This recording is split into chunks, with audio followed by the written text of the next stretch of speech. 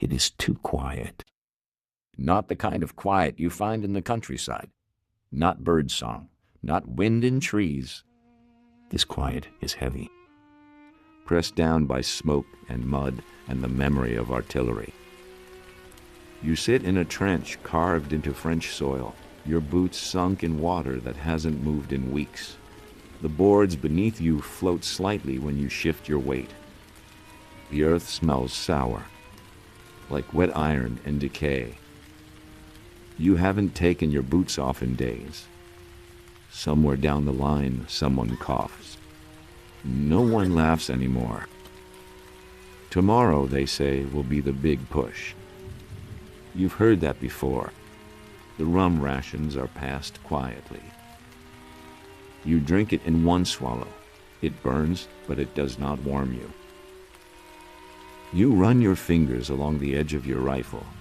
You know every scratch in the wood. You cleaned it an hour ago. You will clean it again before dawn. Across from you, Thomas stares at nothing. He was a clerk once, wrote letters for a living. His hands were soft when you met him. Now they are cracked and bleeding. He tells you he misses the sound of church bells. You tell him you miss silence that isn't filled with fear. Neither of you says what you are both thinking. They told you the artillery will destroy the enemy trenches. A week of shelling. They said nothing could survive that. You want to believe them.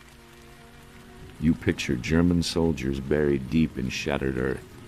You imagine empty trenches waiting for you to walk through. But you have heard the machine guns before. You know how fast they speak. The sky flickers. Artillery flashes in the distance like a storm that never ends. The ground trembles softly. Not enough to knock you down, just enough to remind you that the earth itself is not steady anymore. You write a letter. You do not say you are afraid. You say the food is tolerable. You say the officers are confident. You say you will be home by Christmas. You fold the paper carefully. You know it may arrive without you. Just before dawn, the whistles begin to move down the trench. Officers check watches. You stand. Your legs feel heavier than they should. You adjust your helmet. It sits awkwardly on your head. You have never quite trusted it. Ladders are placed against the trench wall. Men line up. No one runs. No one speaks. The artillery stops, and the silence is worse than the noise. You climb. The air above the trench is cold and open. For a moment, the battlefield looks almost peaceful. The fog hangs low over broken trees and torn wire. Then you hear it. The machine guns. A ripping sound. Men fall before they even take 5 steps. You do not remember deciding to move. Your body does it for you. Forward, through mud, over craters, past men who are not moving anymore. The earth erupts beside you. You fall. You are not sure if you were hit. You are not sure if it matters.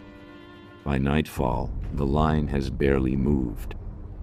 Thousands are gone.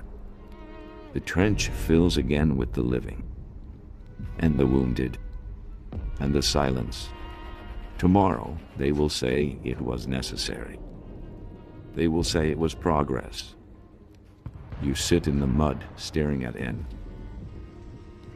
And you understand something now.